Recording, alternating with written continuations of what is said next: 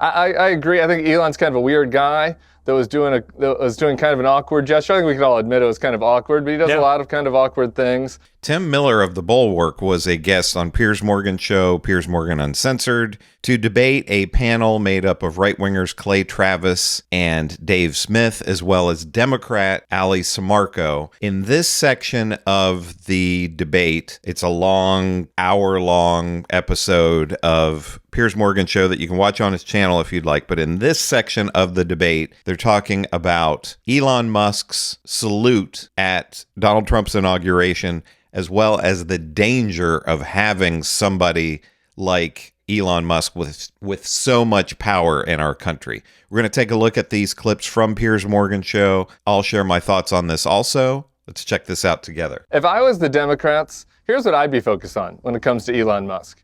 This man is the largest government contractor, the largest recipient of government money.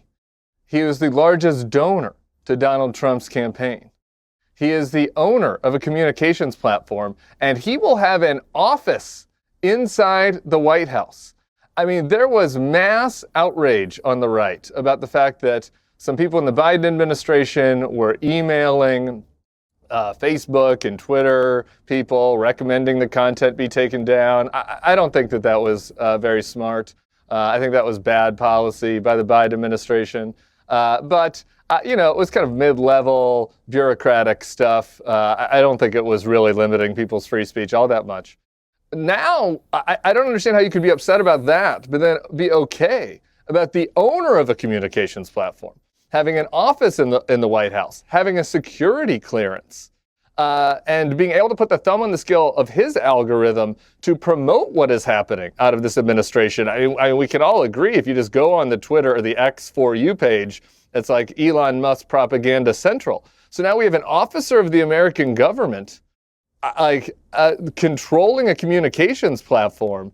I would think that people who are concerned about speech and free and open dialogue in this country would be astonished by that. In addition to the potential corruption, if you're an Elon competitor, what must you be thinking right now if you're a competitor of SpaceX or competitor of Tesla, which receive billions of dollars for the government, and the owner of that company is now going to have control over a government efficiency program where he gets to choose where money goes? The corruption here is astonishing. It'd be like if George Soros had an office off of the West Wing when Joe Biden was president. It's insane. So if I was the Democrats, I'd be focused on that level of corruption and not his awkward hand gesture. Well, it's very interesting what you've just said. And I'll bring Dave Smith in because I've got to say, it's good to hear someone on the left admit that this Nazi stuff is bullshit. I just think it is, and it's just stupid. And also, I just feel I'm not Jewish, but if I was, I would be so endlessly offended, deeply, mortally offended, that people keep trying to draw an equivalence between Donald Trump and the Republicans and the Nazis. I just think it's ridiculous. Anyway, first, your thoughts on that. But secondly, interesting point I thought there from Tim, which is, you can. I didn't actually agree with your first part, Tim, about Facebook and stuff. I think they did have a pretty insidious impact on things like suppressing the Hunter Biden laptop story, the New York Post getting locked out of social media for the last 2 weeks of that last election, and so on. I think that was very wrong. However, I do think you make a very interesting comparative point. And Dave, I'm interested what your take is on this. First, Nazigate, but secondly, the point Tim makes about Elon Musk getting an office in the West Wing and comparing that to the influence perhaps that Facebook had last time around.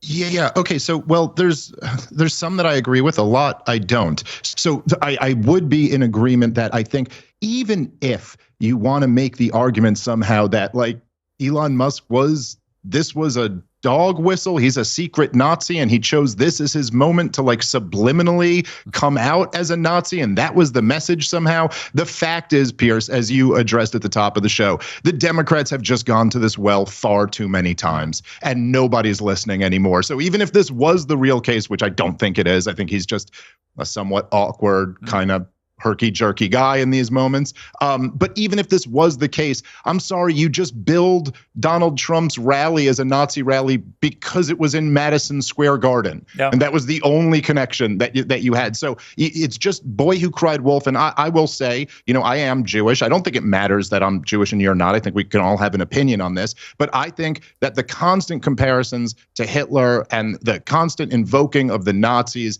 is just stupid. Yeah. And I'll put the blame initially. I really think it's the neoconservatives who first really put this into the popular lexicon, where every single enemy that they wanted a regime change against was always the next Hitler. Saddam Hussein's the next Hitler, Bashar al-Assad, Muammar Gaddafi, whoever it is, they're the next Hitler. And it's always just so ridiculous. And I've heard from a lot of the hardcore Israel supporters that Hamas are Nazis. The comparisons are ridiculous. And we don't need to pretend that this. I'm sorry, I'm not hearing you if you're trying to interrupt me, but let me just finish my point. I want to stop here for just a moment. So in terms of what Tim Miller said, I mostly agree with him and I disagree just a little bit. The part where I would disagree is on the salute aspect of Elon Musk and also with what Dave Smith is saying here. The problem to me with all of this is if he did it on purpose, it's bad, obviously, and he should not be involved in our government. And if he did it accidentally, if you want to give him the benefit of the doubt and just say, oh, he's just a weird guy, he just didn't know what he was doing, then he shouldn't be in the position that he's in either. If he can't understand what he did there and why people would be upset, and of course he's doubling down and making jokes on Twitter about it and everything, instead of, a normal person would say, oh, gee, I just got excited. I didn't even think that anybody would think that was a Nazi salute, but obviously I wouldn't do that on purpose, and I'm sorry that I offended people. That's all you have to do. But, the right-wingers always double down on all of this stuff, and it's always a logic pretzel, and the more convoluted and twisty the logic pretzel, the better. I keep thinking, I like Bernie Sanders' policies.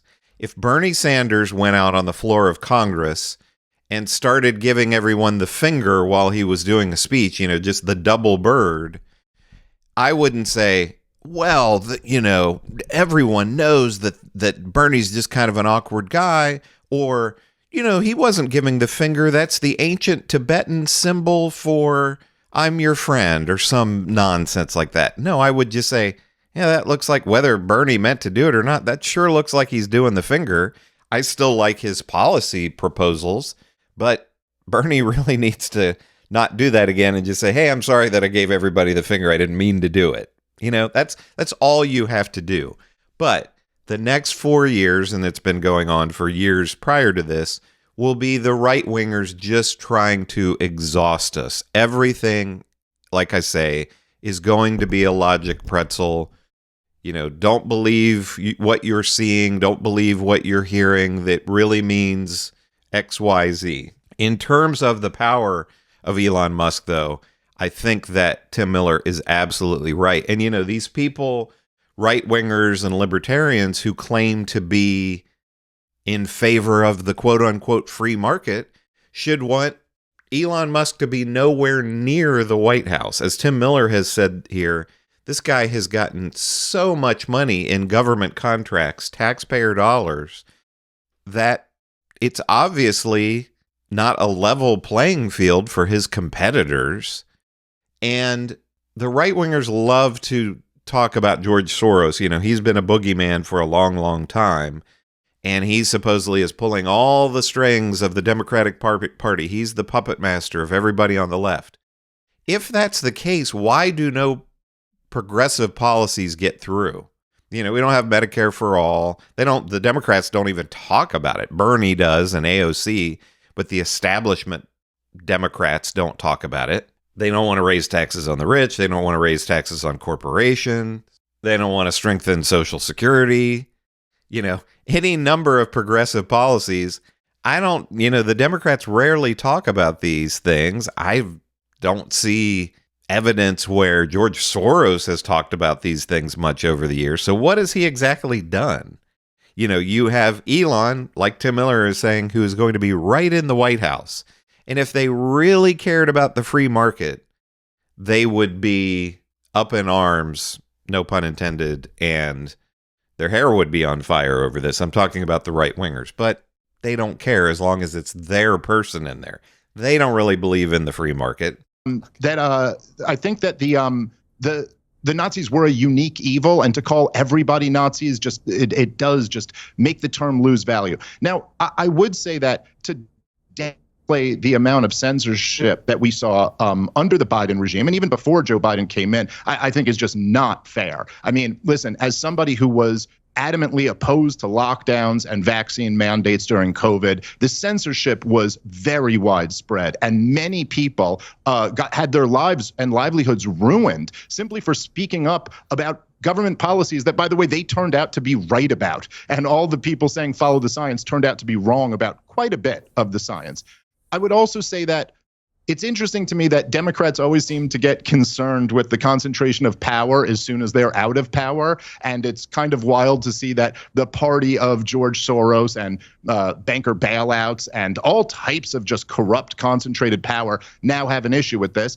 I think there's always a concern. This is the way the American political system is set up. And yes, there is a concern with powerful private interests wielding government influence. But I also would not equate the government getting in the business of censoring the American people with someone like Elon Musk, who at least his promise with Twitter has been that it's going to be a free speech platform. And Yeah, right. And now with Dave Smith here, I would agree with him on the power and the corruption on both sides. For example, they talk a lot about all of the money that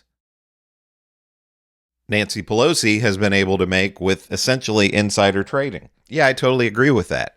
So, pass a law. Unfortunately, Congress would have to do this, but ban all members of Congress, the president, members of the president's cabinet from owning individual stocks. That would go a long way toward reducing some of the corruption in our country. And, Dave Smith is saying this here right now while Donald Trump is doing pump and dump meme coins and making billions of dollars off of them. I don't think, for the most part, they didn't exist, but Barack Obama wasn't doing that. Joe Biden wasn't doing that. So you want to talk about corruption? The pump and dump scams that Donald Trump is doing and is, I'm sure, going to do over and over during these next 4 years. If you really cared about corruption, you would be immediately demanding that be stopped. But they're not going to. I think he's moved more in that direction. And so they're not the same thing at all. Like, I don't have the same problem with a tech executive being in the White House who's going to protect free speech than I do with the government instructing tech executives to censor speech. Okay, Tim, you were trying to speak there. I'm not quite sure what happened because we couldn't hear you. So let's bring you in to respond just quickly before I go to Ali. Yeah, very quick, just two quick things. One, Bashar al-Assad and Hamas are Hitler-esque, I would say, certainly more than Elon Musk. I was just trying to object to Dave's point that it was like the neoconservatives comparing Bashar al-Assad and Hamas to Hitler. I mean, there were some comparisons there, so I was just going to say that. But look, just to the last point, we'd all be speaking Arabic. This is how the American system works. Arabic if we hadn't overthrown Bashar al-Assad. Okay, well, we weren't all speaking German either. But the thing about Musk, this idea that this is how the American system works. That is wild. Please show me an example of this. The largest donor is the largest government contractor is now in the West Wing. That is insane. That is not how the American system works. And I guess if you go back to the Gilded Age of Rockefellers, but the idea that one of the richest men in the world who also gets money from the government is now going to be deciding how the government spends money, that is not how the American system works. It is obviously they've only been in 2 days, so we'll see. But the potential for corruption and influence there is unprecedented in post-war American history. And then on top of that, to say that he has a platform, and maybe you're saying it's free speech because he's not banning people, though I think he was taking away some people's blue checks. But his platform has an algorithm where he promotes certain things. So if you're on the For You page, you get promoted pro-Musk, pro-Trump stuff. So somebody having that kind of concentrated power in the government, please show me an example of anything even remotely close to this in the modern times. I want to be fair. I want to bring in Ali, who's not said a word yet, been waiting very patiently. I will bring you other guys back in on this. It's a really interesting debate, I think, about Elon and his power. Ali, first of all, your view of Nazigate. Yeah, no, I tend to agree with Tim here. I don't really know what happened there. I think it was pretty bizarre hand gesture, but ultimately, I'm not in the business of giving Elon the benefit of the doubt necessarily, but I think there's a lot more we can criticize him on and the Trump administration on, and we should focus our efforts there. But no, like Tim said, I think it's unprecedented to have this level of money and power in support of this administration and have access to this administration. You have CEOs of major media companies, X, Meta, Apple, Google, and we've never seen this before. Just a few years ago, the right was complaining about Mark Zuckerberg and Zuckbucks and how they were funding the Democratic campaigns, and now all of a sudden he's their best friend. So I think there is a level of hypocrisy there, that they are in support of this now, and they weren't just a few years ago when Joe Biden was in office, and we weren't even close to this level of power and money behind the scenes. Okay, Clay, what's your view of Elon? I mean, Elon Musk is now everywhere. He's kind of omnipotent. He seems to be almost attached to Trump's side. Are you concerned about that? A lot of the diehard MAGA crowd are pretty concerned about this. They don't even think he's a real conservative. They think he's, somebody who used to be on the left, who's come in for perhaps financial expediency, that he's making tons of money out of this relationship with Trump. I don't think it's as simple as that, but do you have the same concerns about Musk here? I don't, but primarily because I don't even think Elon Musk has necessarily a Republican constituency here, because remember, Elon Musk voted for Joe Biden against Donald Trump in 2020 publicly. He said that. And Elon and Trump really didn't. Does that matter now when he gave hundreds of millions of dollars to Donald Trump and is now his right-hand man? That doesn't really matter anymore. Get along very well at all. If I remember correctly, Elon withdrew from one of the blue ribbon panels of CEOs that Trump had put him on in the first Trump regime. And I look, if Elon is advocating in some way for his companies, I'm not even sure that that's a bad thing. That's his job. And let's think about this. He's actually better at sending rockets to space than NASA is. I mean, let's just focus on this for a moment. We're talking about the most successful entrepreneur maybe in the history of the world. He was a darling of the left not very long ago because he had the radical idea, hey, we've got to take fossil fuels out of the way that we propel vehicles. I'm going to redesign an entire method by which we move vehicles, and we're going to do it on the electric grid, which is a seismic, unbelievable success story. Like I said, he's better at sending rockets to space now than NASA. They had a 70-year head start on him. We can't even get our astronauts off of the International Space Station right now because we don't have the competence. We can't even go back to the moon right now because we don't have the competence at NASA. Meanwhile, Elon is landing reusable rocket ships, and he's again caught up and past NASA after 70 years. And here is the larger reality. I think motivation matters. You talk about X and what he wanted to do.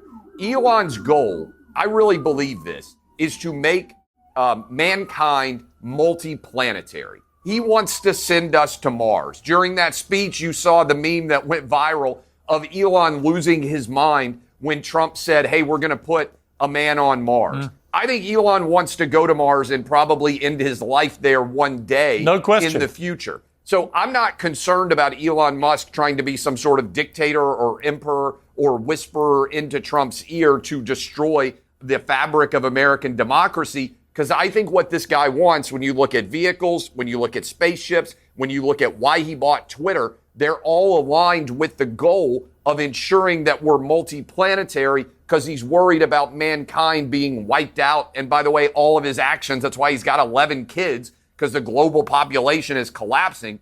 So I am not concerned about Elon's motivations right now, because I think his motivations are not to make sure that Democrats suddenly have less success in the political arena. If Democrats would line up with Elon Musk and say, hey, you know what? We support free speech. We're not going to try to shut people down. Hey, we also are in the opinion. I'd love to hear from the left on this panel. You talk about like kind of misguided notions. There's only one Democrat in Congress right now that will say men shouldn't compete in women's sports. Elon. All right. So Clay Travis, that's enough of him that I can take. So, as he continues to lick the boots of Elon Musk, some of these things that he's talking about with his different ideas with his businesses would be fine if he weren't getting all the government contracts. The part that he's leaving out is that Elon Musk also wants to make these massive cuts to our government spending. And I'm sure many of those cuts, those aren't going to be cuts to funding for him. Those are going to be cuts to funding for regular people. So things like Social Security, Medicare, Medicaid, money for schools, etc. If he's able to do the things that he wants to do. Of course, conservatives like Clay Travis love that. But to act like he's just this benign figure is insane. And back to Ally Sammarco and Tim Miller, I do agree with them that the salute is not the worst thing that's ever happened. And there are much, much bigger problems with Elon Musk and with the Trump administration. But it's just the fact that ever since Trump came on the scene, it's one thing after another. Every single day, there's something or multiple somethings that would have been the end of any other presidency. Any other politician that we've seen in modern times, if they'd done just 1/10 of 1% of the things that Donald Trump has done and said the things that Donald Trump has done, they would have never even made it into office because their campaign would have been over. But with the Trump administration, as I've said, and with MAGA and with the right wing now, it's all just about exhausting you.